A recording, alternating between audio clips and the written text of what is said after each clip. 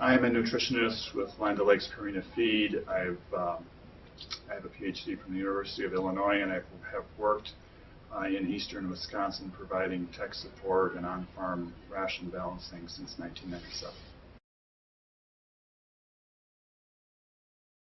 The transition period is a very important time for the cow as she prepares for the next lactation.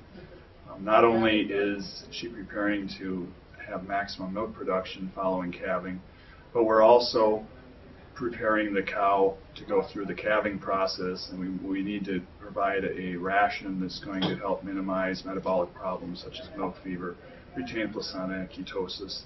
And in addition to that, we also have the calf, which is doing its final growth, which is quite aggressive during that transition period.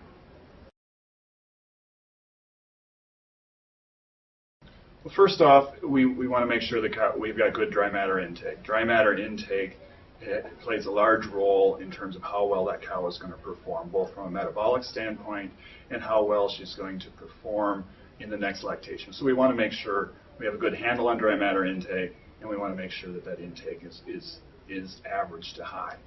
After that, we want to make sure the cow is getting adequate metabolizable protein and energy, and then finally we'll balance for the minerals. Looking at calcium, potassium, magnesium, phosphorus, and making sure those minerals are in a proper balance to prevent hypocalcemia or milk fever situations. For a large part of my career, I would have worked to try to formulate rations to avoid having to use anionic salts because of the perception that anionic salts suppress dry matter intake. And it's a complicated formulation system trying to make sure that you have a low enough urine pH and getting the right amount of anionic salts in the diet. Over the last couple of years, I've kind of changed my philosophy more toward a partial anionic approach.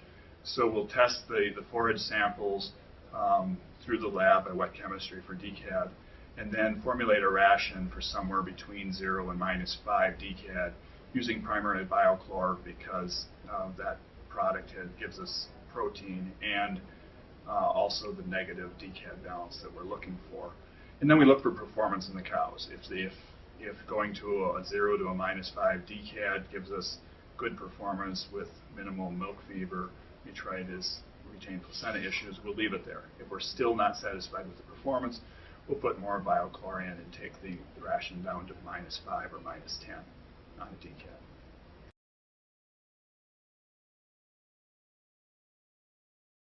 Testing for DCAD balanced diets is to pull samples whenever you're starting a new forage, or if you want to start a new DCAD program, you want to test all of the samples for all the forage samples, and including the straw, if you're using straw, for DCAD.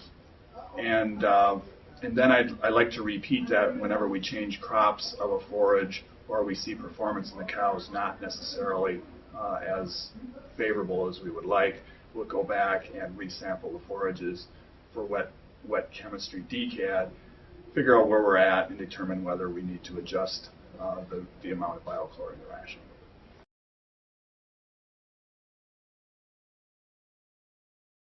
We really can't underestimate the importance of cow comfort in the transition period. These cows are close to calving. They need to be comfortable. So we need to make sure that we've got a well-designed facility with ample space for the cows. That means we've got ample free stalls or ample space on a bedded pack and a lot of bunk space, 30 inches of bunk space minimum for these cows, so there's nothing that hinders their dry matter intake.